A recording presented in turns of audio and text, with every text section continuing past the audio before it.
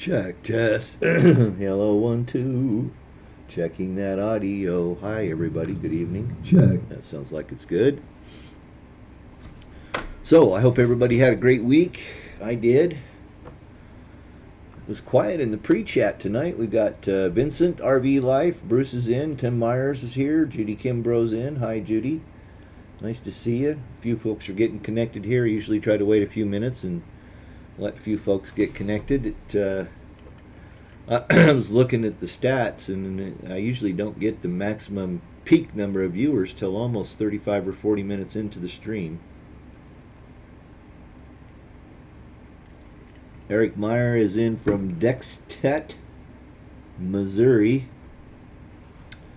Hello, Tom is in from the Pacific Northwest, beautiful Whidbey Island. I'm sitting here in hot, sweaty Pocasmell Hole, Idaho.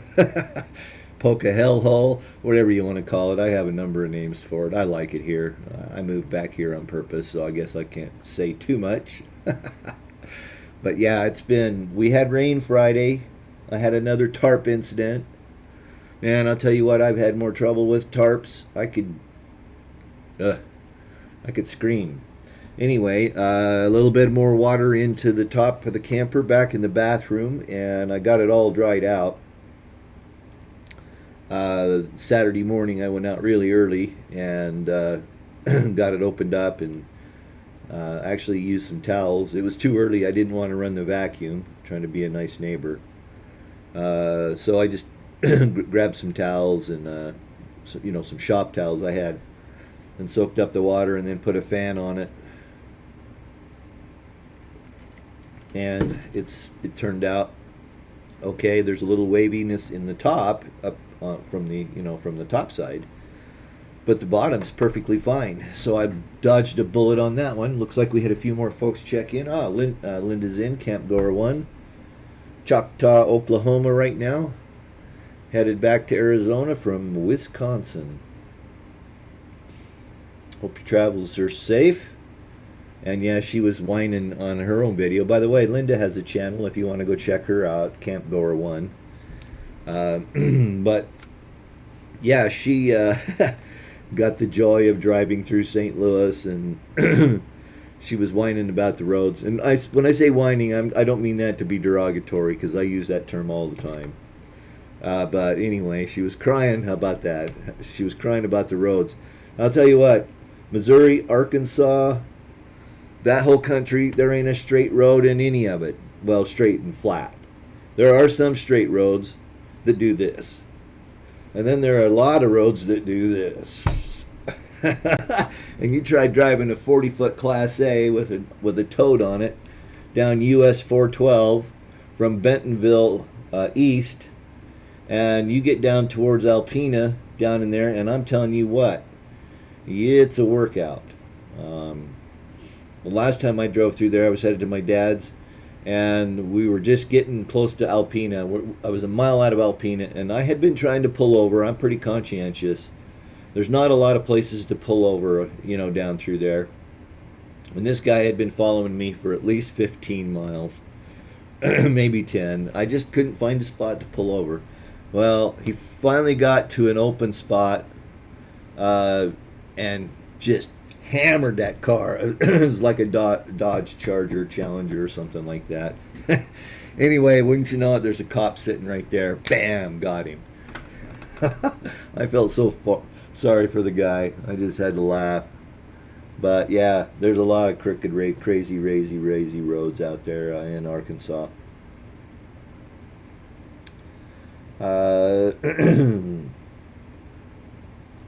She's visiting. Okay, Linda's visiting friends. Scotty's in. Hi, Scotty. Good to see you. And Mark Rickard's in. Hi, Mark. Good evening. It's nice to see you. Well, if you have an RV-related question, of course, throw it over there in the chat window. If you're shy and you don't want to chat about it live, you can send me an email, trbolin@gmail.com, and I'll work it out with you through email. And if it's interesting, I'll bring it back to the stream here and share it with folks. So, at any rate, I'll be looking for those questions. It's been a quiet week. Well, I've got some really nice had some really nice comments come in this last week about the truck camper, and I'm constantly surprised at how many people have the S&S. I've had probably since I started the new series of videos on the truck camper, what, maybe 2 months ago now? Approximately that. I probably heard from at least 8 or 9 people that have the S&Ss, some of them that are rebuilding them, some of them that are doing some minor repairs. But yeah, it's good stuff, and I thank everybody for your wonderful comments. E Squared had a good one. I don't know if he's on tonight. I know he watches the live sometimes, but he just wanted to know how I got the stamina and where I got all my energy. And I just decided a long time ago to keep moving. If you stop moving, that's when you start getting in trouble. So that's all. Back to the chat window here. US 1 out on the coast. Excellent. Love US 1. That's really fun.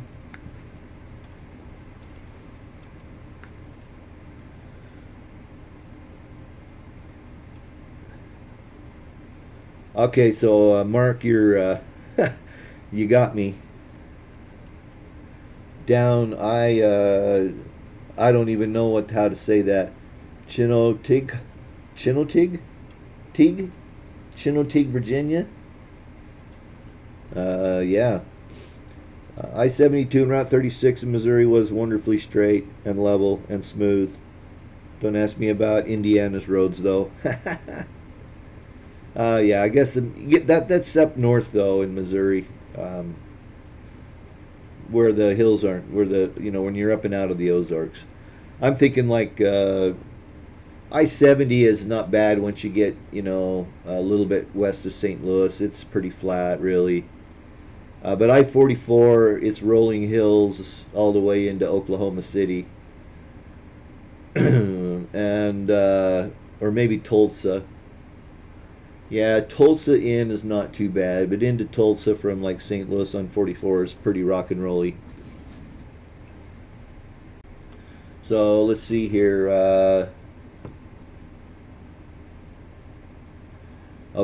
Linda said she was going to go see Aaron up in Iowa, but the meetup was canceled in Amana. That's too bad. I don't know what's going on with him. I haven't chatted with him for a while. Mark Ricker wants to know about liquid springs. Yeah, I'm somewhat familiar with those. I think it's a fad. Here's my take on RVs in general. Take it for what it's worth. And I'm talking Class C's and Class A's. Class B may be a little different story. But in Class C's and Class A's, how often do you drive them and how long do you drive them? Okay? So, if you're an average guy, maybe you use your RV twice a month during the summer. If you live in the temperate climate, spring and fall, maybe twice a month. Let's say you drive your RV 10 times over the whole summer. And let's say you put, let's be real kind and say you put 2,500 miles on it in the summer. Maybe more. I see all these guys online, guys and gals online, I should say people, that put these super expensive shocks on their Class A's and their Class C's. They do steering, all this kind of modifications and various things to get them to ride better. And the fact of the matter is it's an RV. It's a 40-foot vehicle. It weighs 30,000 pounds or 25,000 pounds if it's a Class C. Maybe 35,000 if it's a bigger Class A. And I think it's a waste of money to put $900 worth of shock absorbers onto something you drive 2,500 miles and maybe 8 or 10 times a year. That's my opinion. I'm entitled to it. You may have a different one, but So what brought me to that was, again, liquid springs. Um, you know, if you're not, if you're a casual user of your RV, I don't know that any of these really. Jack pads came up a couple weeks ago. I think that's a big waste of money for jack pads. I forget what they're called, but they actually reached out to me and wanted me to do a sponsorship, and I declined it because I just didn't feel like it was something that was. I didn't think it was something you could use. If you're going to need a pad under your jack, you're going to want something bigger than just an extra 2 inches around the pad. All right, that's my take on it. So yeah, all that kind of stuff, uh, I think is probably people with ideas trying to make money off of people that have a lot of money that I don't know. Maybe I'm getting off track here, but yeah, I'm a kind of stick with it stock kind of guy, personally. Um, I'm gonna just look here on my comments real quick because I thought I saw, um, well, maybe it wasn't. Okay. I thought I had another question come in, excuse me, about that kind of stuff. But I guess that's kind of my take on it. Mark, is, I think the stock setup, unless you're doing something specific or something different, then using it 10 or 12 times a year is probably adequate for most cases. All right, back to the chat window here. Tioga Pass, California, close enough. Okay. Uh, Gary D says he has an issue with 4 bolts that hold on his AC unit. Call for 40 to 50 inch pounds. And that's not a lot. Okay. So, yeah, 40 to 50 inch pounds. You would have to go and specifically get yourself an inch pound torque wrench. I have an inch pound, foot pound story to tell here in just a second. But anyway, yeah, that's 40 to 50 inch pounds. And so that's not a lot.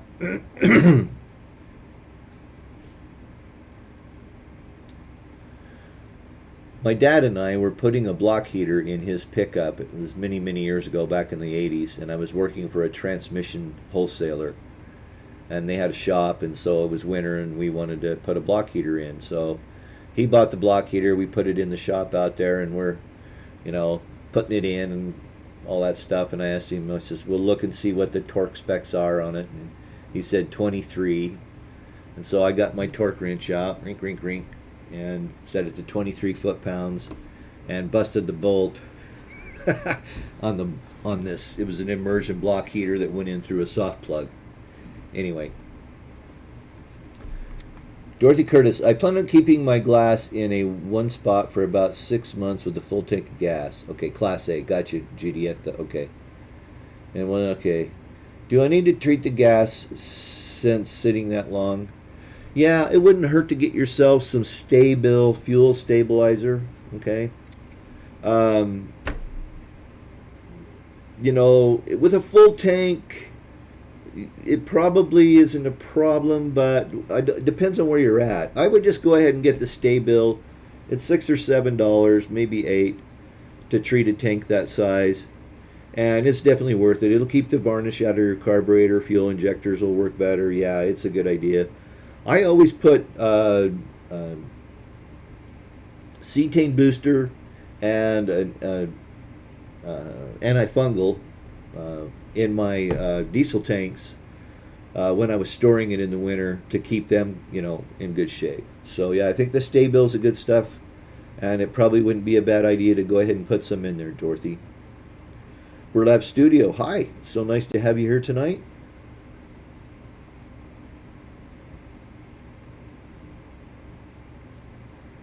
Oh, Timothy Norman's in from Dayton, Burlap Studio. The Indian Nation Turnpike through OK is a beautiful drive. It is. That is a great drive. That goes from, is that Tulsa into, what's that first town in Arkansas there? Siloam Springs. I've driven that road many times. And it is. That is a beautiful road. Very well done. It is a toll road, but that's no big deal. It wasn't that expensive. It was like $4, maybe 5. But it is also a little bit twisty, turny, up and down. Not too bad. Don Jemis is from Michigan. Hi, Don. I'm looking for a bunkhouse to fit my 2 little boys. But if I find a good deal on a toy hauler, is there any reason a toy hauler shouldn't be converted, adding bunks in the back? No, no reason whatsoever. No Ordinary Path on YouTube. Family of 5 just bought a 5th wheel with the bunkhouse, just converted their garage into bunks. You might want to go watch that. No Ordinary Life. He's a traveling nurse, and she does their YouTube stuff. But it's a good channel. No Ordinary Life. I watch them regularly. They just did that. So that might help you out there, Don. But yeah, there's no reason whatsoever. Just keep in mind that when you do it, that at some point, if you ever tried to sell it, you might want to take it out, or make it somewhat easy to take out. I mean, just in case if you sell it down the road, you don't cause somebody else a bunch of heartburn trying to pull something out that was overbuilt. But yeah, no reason whatsoever. Snap pads, thanks, Tim. Tim says, yeah, he's heard good things about Liquid Springs, but they're very pricey. Yeah, that's the point, right? You could put Bilstein shocks on. You can put Monroe Magnums on. And I think, Tim, weren't you and I talking about doing Monroe Magnums? One of the guys that's in the chat here occasionally in the evenings on Tuesdays and I were going back and forth talking about Monroes. And that's what I put on my RV, and they were amazing. I thought they were fine. Hey, CNS Schoolie, I'm so glad to see you here. I thought I saw a message from you. I was out working on the truck camper, and every once in a while I'll hear the phone bing, and so I'll check it. Greta Van Fleet is awesome. I've actually seen him in concert. All right, completely disconnected. I have playlists I put together from Amazon Music that I play off my phone onto my Bose speaker when I'm outside working. And so, yeah, Greta Van Fleet's in that playlist.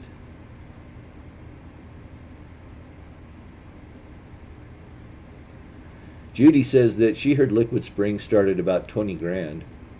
Yeah, that's a lot. I don't know the price on them. I've not talked to anybody that's ever had them. That's what I know. My take in it is that stock is usually pretty good. Scotty says he just sent me an email with pictures about the Flex Armor roof. All right, let's go over here. Oh, he sure did. All right, we'll get that popped up here in a minute. Let me get through the comments.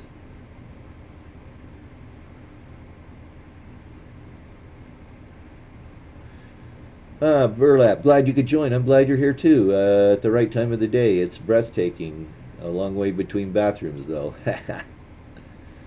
Robert Black's in. He says, a little better late than never. Yeah, just got back from out river trip today. Everything went smooth as silk. Awesome. Thanks, Mark, for being here. We'll see you soon. Birdlap Studio says, is there a problem in taking out an upper bunk surface? Would you lose rigidity of the unit? Well, I would need to see a picture of what you're talking about so I could kind of get a sense for what what could happen. Now, there's ways to reinforce, right? Even taking it out, but still getting it reinforced appropriately. I'd really need to see a photo And you're more than welcome to take some pictures and email them to me, trbolin@gmail.com, and I'll take a look at it for you. Now, there's no guarantees here, right? I'm going to give you my best guess, all right? So I always worry about giving advice, particularly on electrical, because, you know, I'm hoping that, nobody would ever, you know, try to sue me. I guess it could happen. Just a second here. I'm getting an email put together here from Scotty.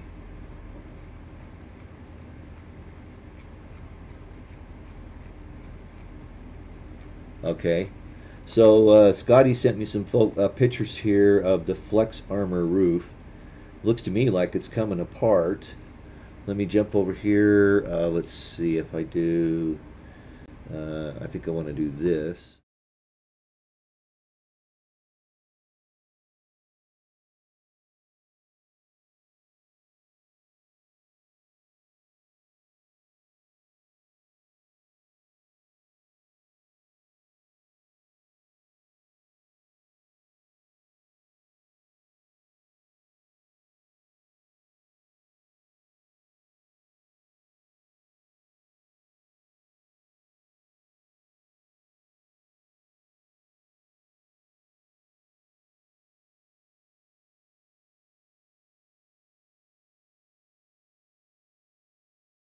Come back over here.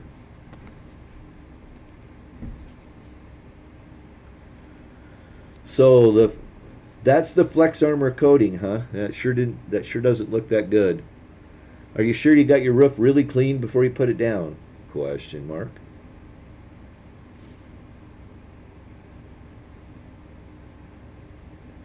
You don't need to worry. Dorothy asks, where would I get antifungal treatment for my gas? You don't need it for gas.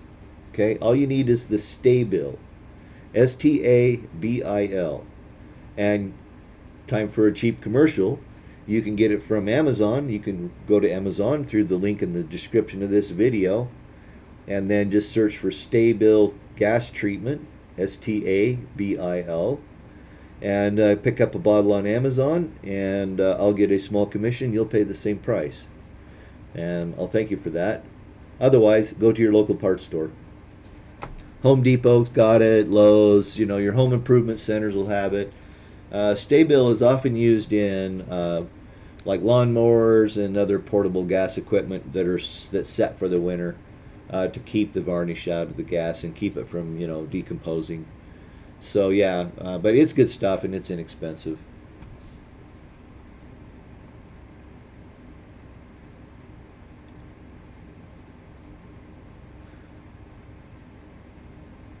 Robert Black says he sold Monroe shocks for years and they're a great product. Yeah, I've used Monroe's on a lot of stuff. I even had Monroe's. I've had two Fiat Sport Spiders that I did to the frame restorations on in a past life.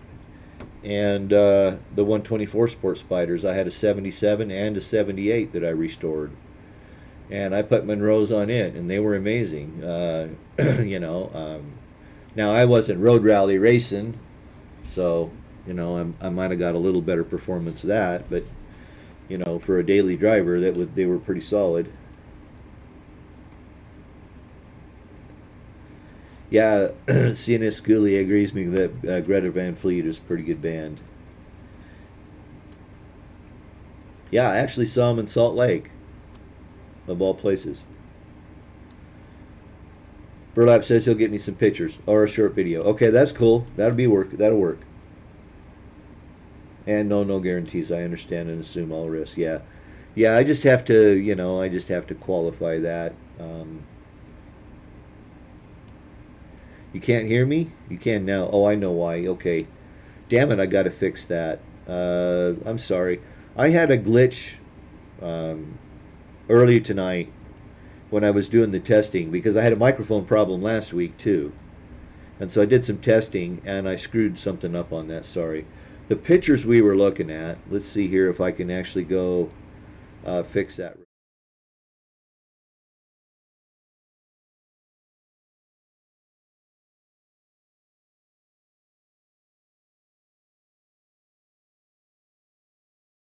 that. Now I think maybe I can share Scotty's email.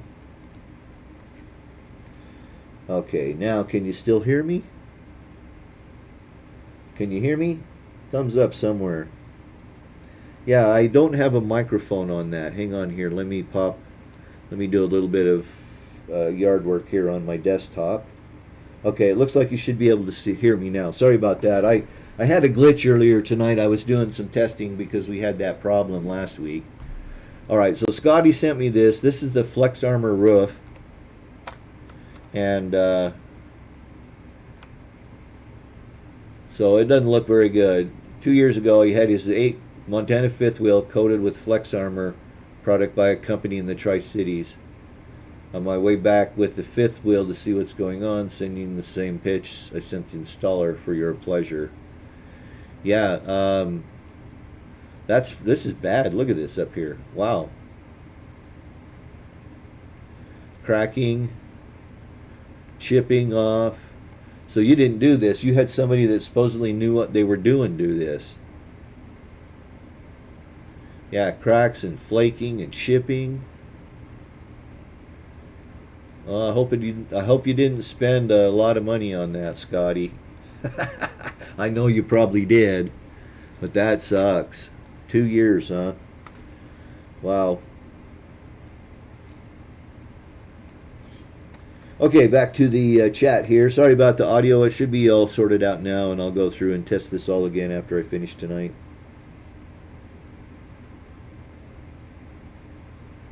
Scotty says the spots are basically centerline between roof vents, professionally installed. Bummer.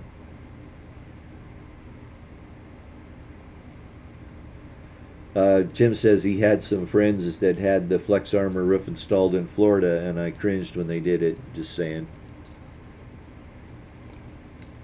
I don't have any first-hand experience with the Flex Armor, but based on that picture,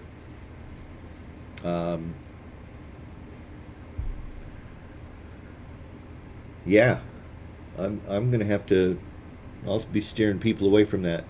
You know, like everything, the prep is everything on that stuff. And if you don't get a good surface, if you don't get the surface good and clean, it's gonna look like crap. And not do what you needed to do, is protect your roof.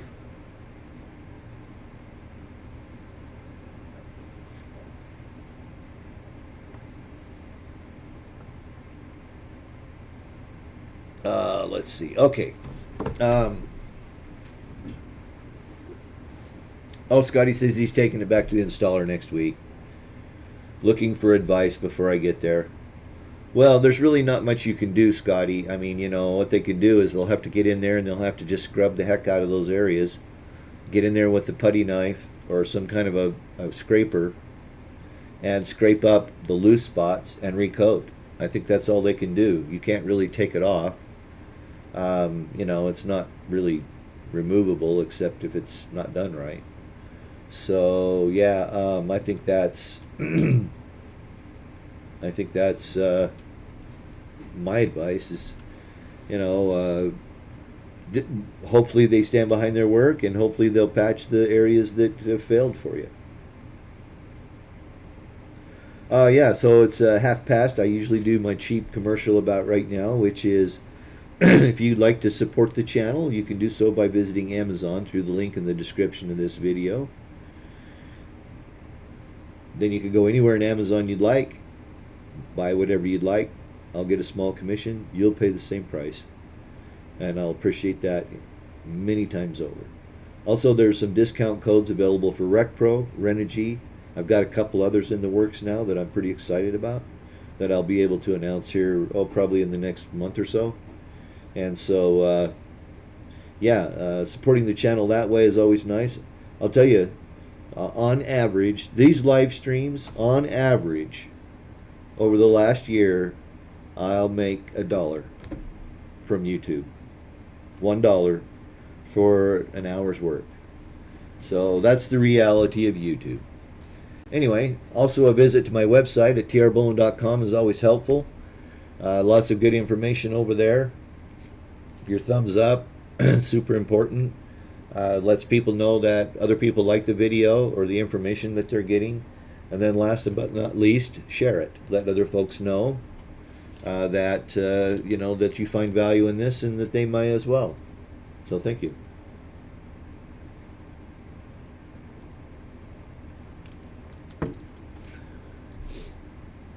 All right, back to the chat here. Authorized installer. Oh, thanks, Tim. Authorized installer. Nope, only 7K. You didn't pay 7,000 to have that put on? Question mark. Burlap Studio. I had someone jump up on my RV and slap something on it with a paint roller. They didn't wash the top or anything. I expect it to be trashed by next summer. Yeah.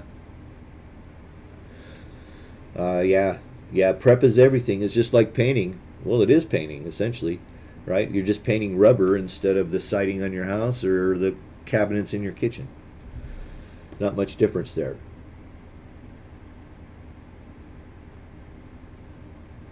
He says he hopes he helps anyone else at my expense. I don't know what to have them do to fix this. Well, it's like I was saying, Scotty, I think the only way they're going to be able to fix it is to get up there and work on all the areas that are cracked and peeling, try to get them busted loose, and then scrub the roof down again and recoat it. I don't think there's any other way to do that. And if you paid $7,000 for that job, you could have got a new roof put on for $7,000.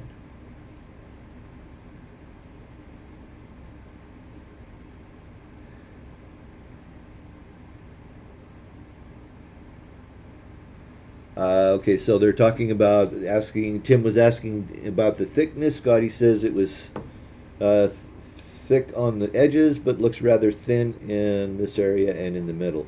Interesting. Tom Downey, algae and fuel. You must have water to get algae. Get the fuel cleaned by using a good filter. Indeed. But if you sit there all winter and moisture condenses in your tank, the fuel's not flowing through the filter. Moisture will condense in the top of the tank if it's not full, I mean full, as long as there's an airspace above that fuel inside that fuel tank, moisture can condense in there because there are vents, right? I mean, the tanks are vented, and you can get enough moisture in there to get algae. Not so much in the west. I would worry about it maybe at Whidbey because of the rain. But you get to the east coast where it's really humid, and yeah, it can be a real problem. And again, it's a $10, $12 insurance policy. But you get algae and mold or stuff in your fuel, you got a problem. That's a drag.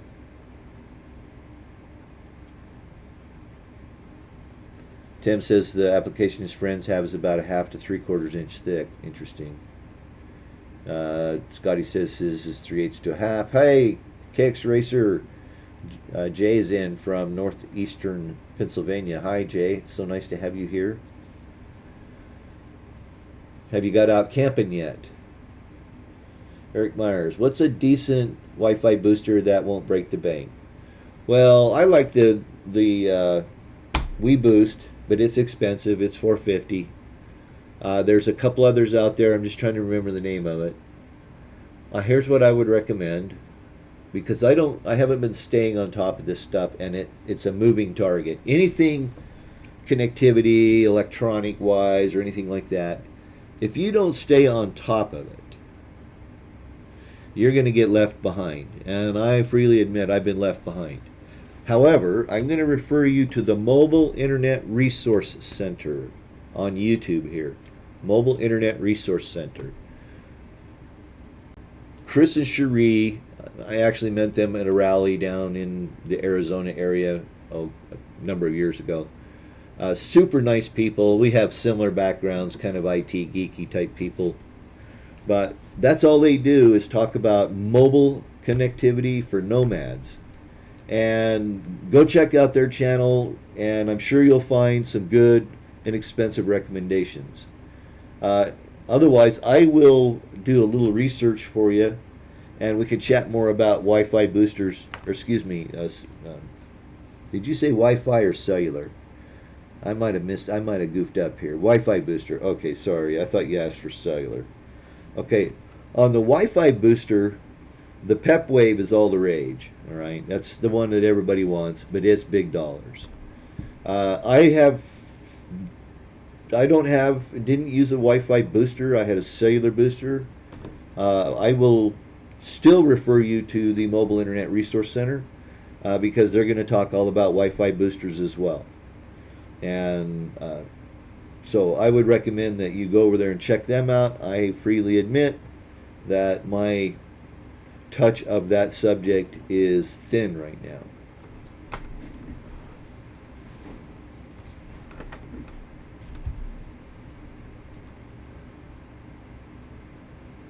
Kevin Toolhill. Hi, Kevin. Can I recommend a 30 amp surge protector that actually works? Yes. Get the Southwire 30 amp surge protector. I believe if you go to my Amazon store, I have the Southwire surge protectors in the handy items for RV owners section. But if not, look for the Southwire 30 amp on Amazon. They work. Southwire is a huge electrical manufacturing company. They, they make wire, right? They make copper wire, but they have, all these businesses have, conglomerate side businesses. I put the Southwire in the Class A that I sold to Rich. There's a video on my channel of the install. This was a fixed one, okay? You can get them that you can hang on the pedestal. The thing about the ones hanging on the pedestal is you got to secure them somehow because they're, $200 part. You don't want to get it stolen. I just put the hardwired one in. It was really simple. Video on my channel from earlier this spring. But I highly recommend the Southwires. Yeah, you'll pay a little more, but you get more.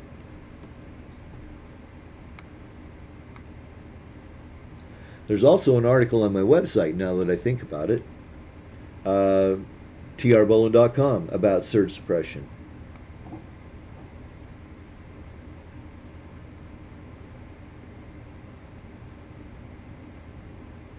Better business, yeah. I thought Flex Seal had a lifetime warranty. Will be interesting if they stand behind it. Yeah. Surge Guard.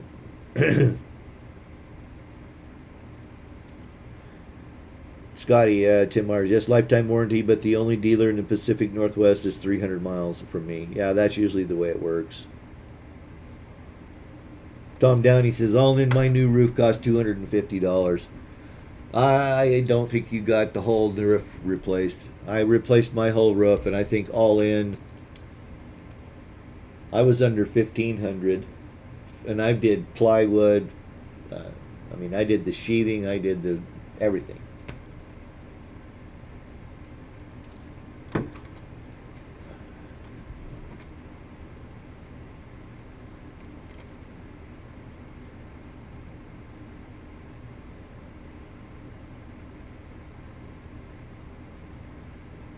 Okay, Burlap Studios. Oh, Scotty says it was closer to 6K than 7, if that helps.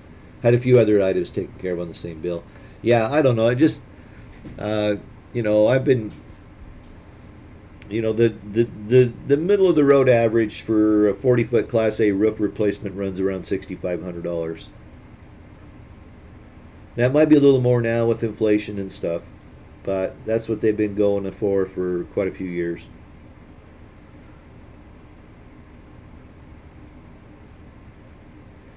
Burlap Studios says, shocking to learn that algae can grow and survive in a fuel tank. In diesel, okay, let's clarify that. Diesel. Gasoline, you don't have to worry about algae in the tank. What you have to worry about there is varnish. KX Racer says, no camping yet. By the way, KX Racer has a channel. I'm sure if you're a regular here, you've heard me chat about it, but go check him out. He's on the final stages of rebuilding his truck camper and hopes to have it on the road soon. I hope to see him out there with it soon. But he says he's working on getting truck suspension adequate for the top-heavy truck camper so it's safe to drive. Gotcha. Scotty says he wanted a lifetime warranty and paid for it. Did it just before he retired. 1/5 will last another 10 years. I totally get it. You know, if it's a lifetime warranty, then then you're all right, right? I don't feel bad about it. Um, you know, I, yeah, if you got a lifetime warranty, and they guarantee it won't leak, there's nothing wrong with that. The only reason I had to replace my roof is because there's water damage in it. That's the story of my life with RVs, is water damage. Mary Stankiewicz is in. Hi, Mary. So nice to see you tonight from Ohio. Dorothy Curtis, yeah, my Class A will be in Texas across from the beach, so I'll get that stuff for my diesel. Yeah, not a bad idea. I mean, you know, it's cheap insurance.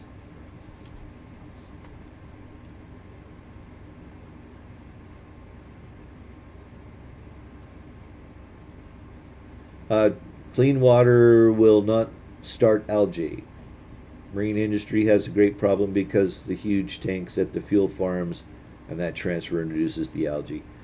True, clean water will not start algae. However, there are algal spores and fungal spores in every ounce of air on Earth. There are millions of them, and it only takes a couple. So I don't know. It's just cheap insurance.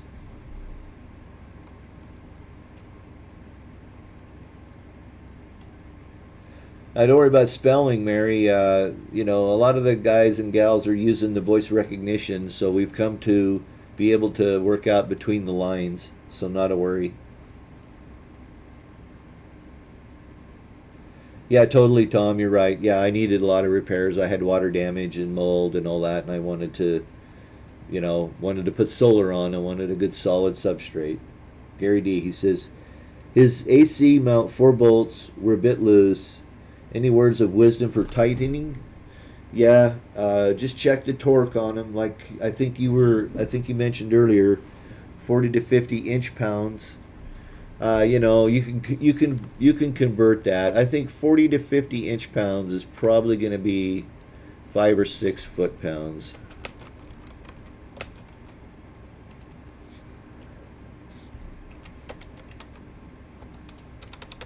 A second here, I'll look.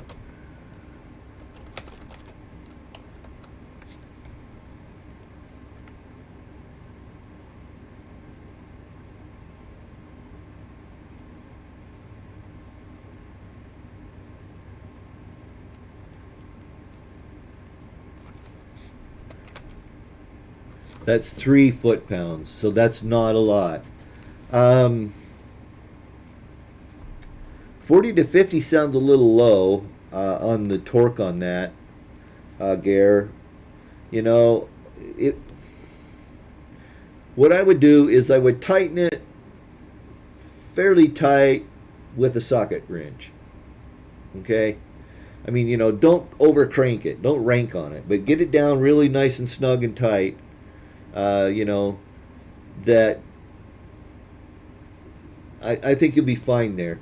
The risk you run is that the roof you're screwing into is thin and you could strip it out. And that's why they don't want you to tighten it up too much. So yeah, I would just be careful and just tighten it up. Here's a trick I like to use on a ratchet wrench is if I'm trying to not put a lot of torque on it, I run my hand up the handle so I'm holding at the head, and that way it really reduces the amount of torque you can put on that wrench. And so that might be a way to kind of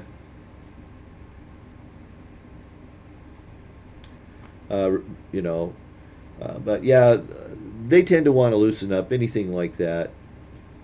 But yeah, I think, like I say, I think that's probably a good suggestion, is just run your hand up that wrench so you're not at the end of the socket, that you're up on the head, and tighten it that way.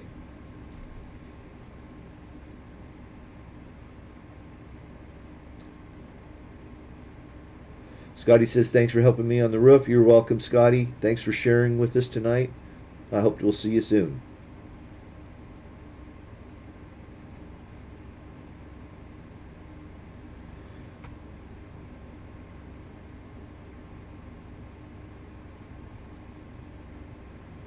The truck and motorhome don't have algae because the pump is filtered at the pump. I'm not following you, Tom. Mary Stankiewicz asks, may I ask why diesel and not gasoline regarding algae? It has to do with the chemical composition of the fuel. Okay?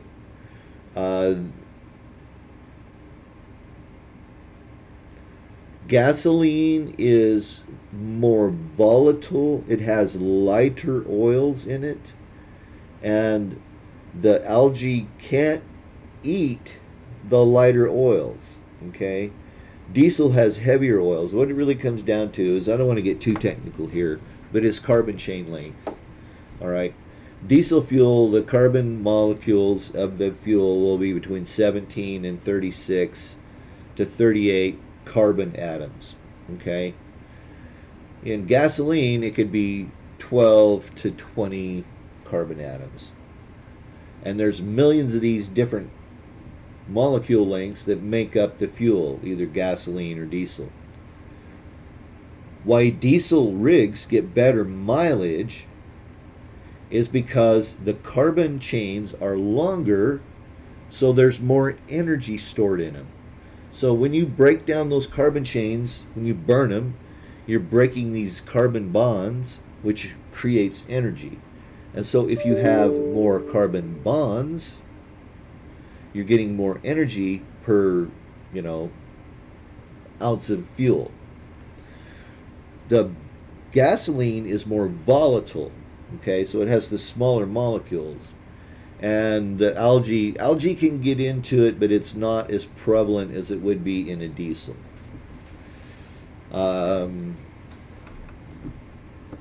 There's a compound that it's not coming to me. I got, see all this? It's sucking all the brain cells right out of my head. All this gray hair.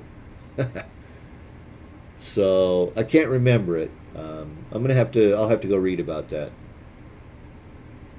Gary D, 2-inch foam. You mean there's 2-inch foam underneath the air conditioner, Gary? Kevin Tuhill. What type of fuel additive do I recommend for gas RV to prevent varnish in the fuel? Stabil. S-T-A-B-I-L. Stabil. Dorothy Curtis was asking that, and it's the same thing, the Stabil. Dorothy has excuse me, let me correct something here. Dorothy has a diesel coach. I'm going to circle back on that. For gas coaches, use Stabil. S-T-A-B-I-L. For diesel coaches, I prefer Power Service cetane booster. Okay? Sometimes you will find it called anti-gel. And really all it is that cetane level in the diesel, it's like octane in gasoline. It controls the explosiveness of it. But when you boost that cetane up, it stops it from gelling. And then you put the antifungal in it, and you're good to go in a diesel. In a gas engine, you want stable. I'm sorry, and thank you for asking, because that helped me catch an error I made. S-T-A-B-I-L for gasoline.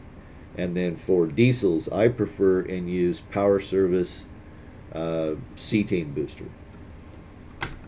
Comes in you can get a small quart bottle for about $12. It'll treat 250 gallons. I regularly ran cetane booster all the time in my diesel fuel in my Class A, to be honest with you. I just thought it was cheap insurance. Sandvan's checking in from Australia. Hello, guys. So glad to see you're here. And I hope you're having a wonderful time down under. Spring is coming, and that means fall is coming here. And we'll be in winter like you are soon. Dorothy says, one more question. No, never say sorry, Dorothy. No reason to apologize. How often do I need to add? Just once at the beginning of winter. Yep, just once at the beginning of winter. You don't need to worry about any more than that. Just add the appropriate amount of the cetane booster.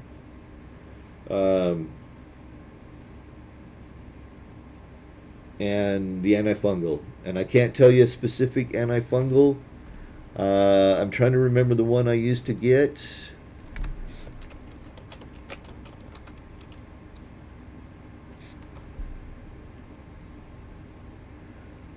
It was BioBor. BioBor. Yeah, that's right. I had to go look here. Um, BIOBOR. Um, and a little bit goes a long way on that. There is a product, I just happened to see this, Stabil Diesel, that is available on Amazon. I just don't know if it's an anti-fungal. Yeah, it does. So you can get the Stabil fuel stabilizer for diesels as well. And I'm sure it would work just as good, and it's actually about two-thirds the price of the one I used to use, which was the BioBor. So I would recommend the Stabil on Amazon. Let's do this.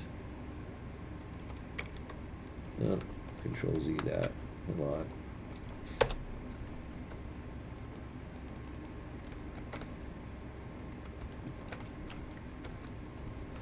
That'll take you to the Stabil Diesel.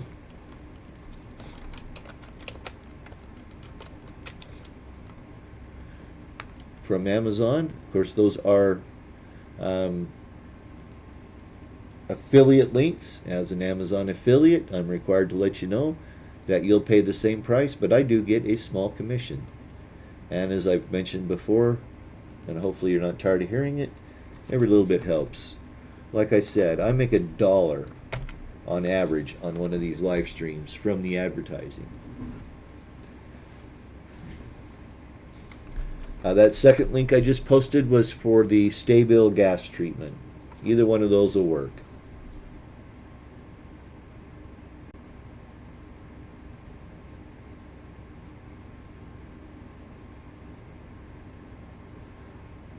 Tom, I've spent a life dealing with algae. Yeah, imagine where you live. KX Racer, email sent. Bad water leak in my camper floor yesterday during a rainstorm. Bummer. Gotcha. I understand being a nurse, I guess. Chemistry class. Yeah. 2-inch roof material. Okay. Have you take Gary? Okay, so I'm gonna let's cycle back on this because now we can kind of roll this together. Gary has his AC bolts loose. He's got a 2-inch foam roof. So Gary, have you pulled the bolts out? Do you know what's there? Are they lag type bolts? Because one way that you can kind of trick a lag bolt into hanging on a little better is to put a little bit of latex caulking on it. Silicone works as well. But caulk the screw before you put it in, and that'll help it hold on better.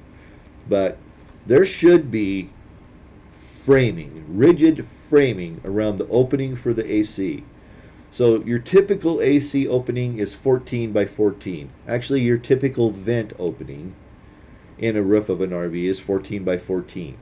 Around that, there's got to be some kind of framing, and that should be where you're screwing the AC into.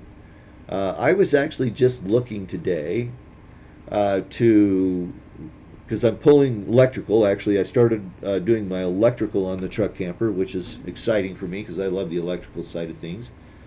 But I was actually looking today, and I found in several manuals. Of course, they even tell you where to bolt and how to bolt and so on and so forth. So it might be worth researching just for 5 minutes. And thank you very much, Bird Lab Studios, for that super chat. That was very kind of you. Anyway, yeah, that little bit of latex caulk or silicone on the screws. You might go find the owner's manual, look at the installation instructions. I'm assuming that's probably where you got the torque specs from. But that stuff's usually readily available online. And then, like I say, you can always add a little bit of silicone to those lag screws. That'll help them stop loosening up, vibrating out as you go down the road. Silicone or latex.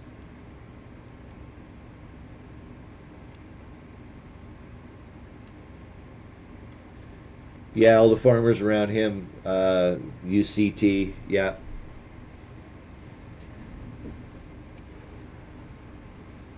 If you're worried about water, keep the tank full.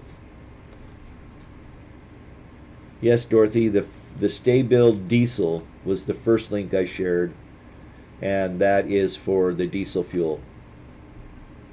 And that's a diesel fuel stabilizer. I still recommend that you add the cetane booster. That's power service.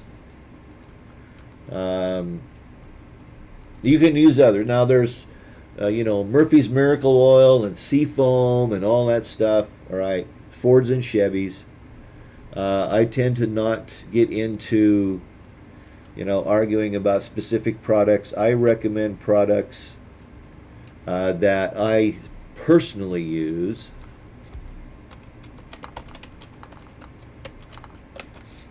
Because I know they work.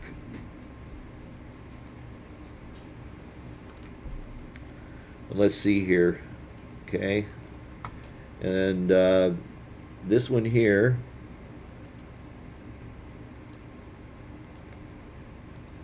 Oh, thank you so much, Mary, for that super chat. That is very, very kind of you. Thank you very much.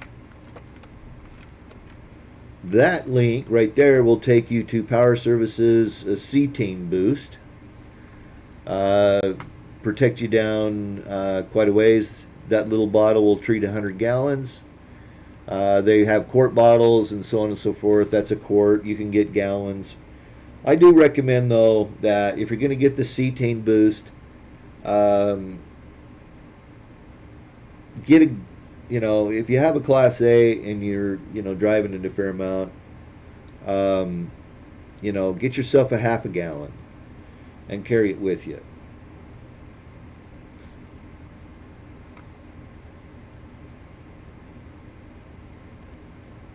Now, you're going to be in Texas, and one might argue that you don't need to have a cetane booster in Texas, but one of the things that the cetane booster does is stabilize your fuel. So, I don't know. I think it's just cheap insurance. Keeps your injectors clean. Good night, Mary. Thank you so much for being here. Tim Myers, Power Service Silver for summer, while in winter below 30, clear diesel, quarterly, BioClean if you end up with algae. Yep. BioClean is another good one.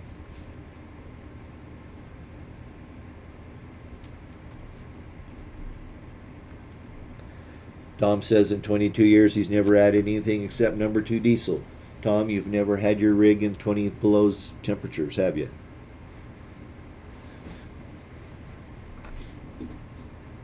If you live in a temperate climate like this and you see 0 degrees, and in 2013 I was actually driving and moving my RV in sub-zero temperatures, I damn well used it. I had way too many diesel rigs. I had way too many fuel injector problems in other rigs that I didn't. I had a TDI Jetta, and I went through 4 or 5 different injectors, and finally somebody said, why don't you use Power Service? And I agree with Tim. I use this silver for summer and the white for winter. I think I might have sent you a picture of the white bottle, Dorothy, of Power Service, and I did. I want the diesel treatment summer. Here in just a minute.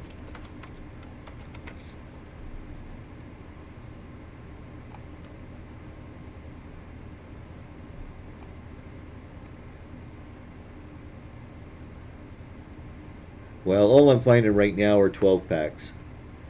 And you don't need to buy 12 bottles of that. If you're a trucker and you're driving all the time, you might.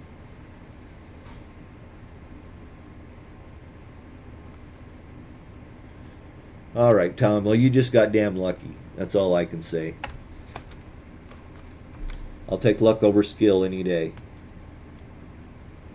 And Tim says he runs it every 2 or 3 tanks. Yeah, and that's about kind of the way I used to do it too. Was, well, at least every other tank. I think that it kept my injectors clean. And you go out and start dropping $800-900 on injectors, you'll realize that a $20 bottle of cetane booster or diesel clean or Power Service or whatever you want to use Murphy's Miracle Oil or Seafoam or any of those. Well, I don't know if they recommend Seafoam in diesels, but uh, yeah. And he says he operated at 45 below. He spent 2 years in Alaska. In your RV, driving it around? Question mark, Tom. Because I gelled up my RV, and it was not pleasant. I had parked it. I was contracting. It's 8 o'clock. We're going to wrap things up here shortly. I was contracting. I just got back from Virginia to Idaho. It was November.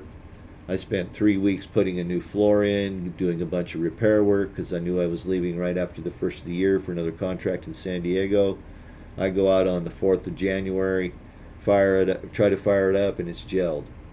I spent $185 on fuel filters and 911 power service 911 to degel the fuel, and 16 hours of effing around with it trying to get it to start. So to me it's just cheap insurance, but to each his own, right? That's what this is all about.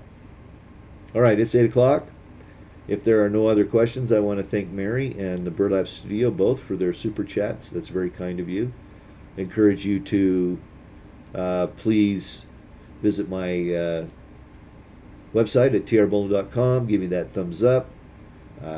Support us on Amazon, RecPro, Renogy, a couple others coming real soon. And I want to thank you very much. Well, yeah, you use number one in the winter. That's kerosene. Who can afford number one fuel at $6 a gallon? But yeah, using number one, it does have much higher cetane. Thank you, Burlap Studios. Look forward to seeing you next week. Thanks for the kind reminder, Robert, to get that thumbs up button before you leave. Okay, we're going to wrap her up here shortly, unless you have any other questions. And did I miss anything? Let me just scan back here. Yeah, Scotty, if you're still in, we'll be interested to know how your roof turns out. I'm sure you'll let us know.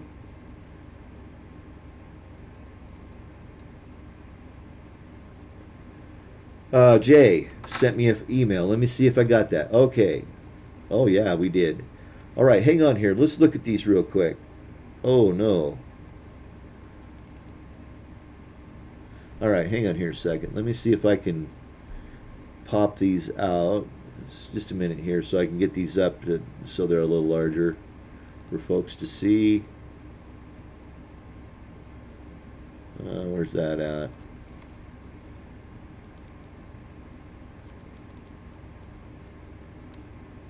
All right, so we're going to go back over here. These are pictures from KX Racer. His real name is Jay, but these are pictures from KX Racer. Let me just check my screen here. Okay, we're good.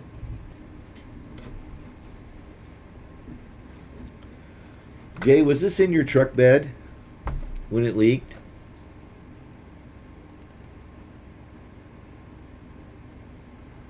Oh, leaking in around your heater. Well, it looks like it was sealed good. Is there a seam in there somewhere?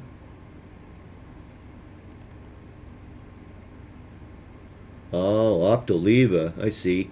Ah, so it telegraphed around. Ah, that's making some sense now. Okay, that sort of makes sense. So how do you fix that? I guess, yeah, you said you put in some temporary flashing. Oops, where was that picture? Was this the original heater that was with it, Jay? Let me run back over here.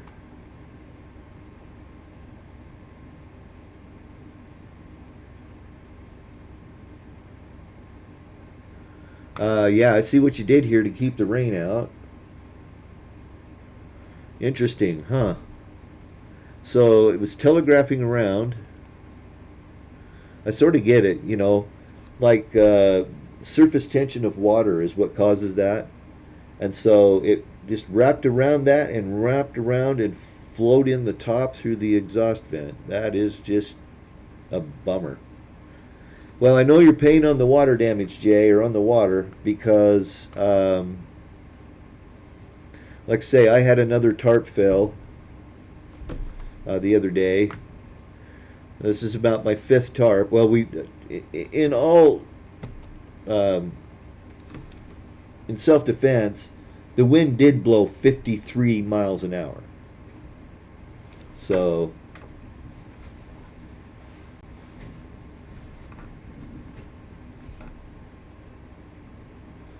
okay, so KX Racer says it was outside on jacks when leaking, not in the bed. Yes, the original heater, and I installed it like it was when I got it out of the camper, but it's not good, obviously. Yeah, Tim has a good suggestion to install a permanent rain hood. That little piece of flashing you got there might work pretty good. The question I have is that flashing's not going to do you a damn bit of good if you're rolling down the road, right? I mean, one thing is that the rain, of course, would be sliding down the side of the camper. Yeah, that sucks. I wonder.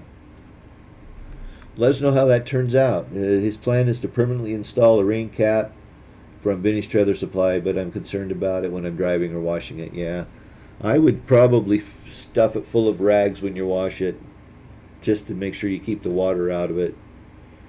Um, and yeah, that permanent rain cap might be useful. I've seen those. Oh, sorry, excuse me. All right, last call. It's after 8. Let us know how that turns out, Jay. I'll be interested to know. Yeah, he says, what about driving? I need to change that louver design somehow. Well, here's a thought. Could you make a snap-on cover for storage and when not in use? That's not a bad idea, Tim. Um,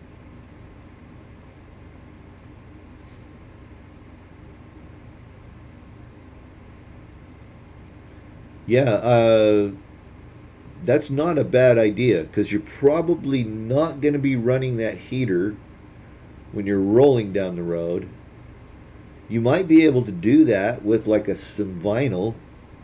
That's actually, if you got some vinyl, and I know your wife is an amazing sewing person because I saw her sew some really nice stuff for your rig. Despite her self-deprecation, I thought it turned out beautifully. But get yourself a piece of vinyl and put a vinyl cover on it. Use some snaps. You could snap it on there to cover it up until you're not using it. I'm just trying to think. I mean, there's still going to be a little bit of water that gets driven up and underneath that. Unless, yeah, I mean, and you don't want big, ugly things hanging off of the side of the camper. Huh. Yeah, that's not a bad idea, Tim, is to just build some kind of a little thing that you could snap over it when you're driving. And out there in northeastern Pennsylvania, that's something you got to keep in mind is that you get a lot of rain. I mean, compared to here, uh, yeah, okay. Well, last call for questions. Just one more go around here. Let's make sure I didn't miss any emails. Looks like we're good. Looks like we're good. Looks like we're good. Okay.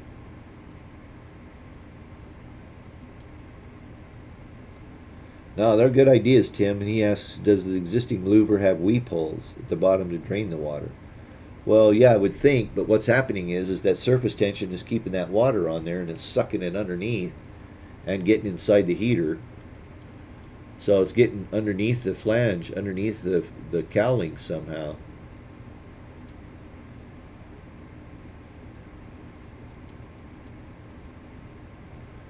Yeah, I agree with you, Tom. But what we got here is that, Jay has a slide-in truck camper that was 70 years old. Well, not quite 70. 60 anyway. He was working on a early 1970, 50 years old anyway, camper. Yeah, I'll be doing again. I'll be doing some thinking about that, Jay, over the week, and maybe we'll chat some more about it next weekend or next Tuesday.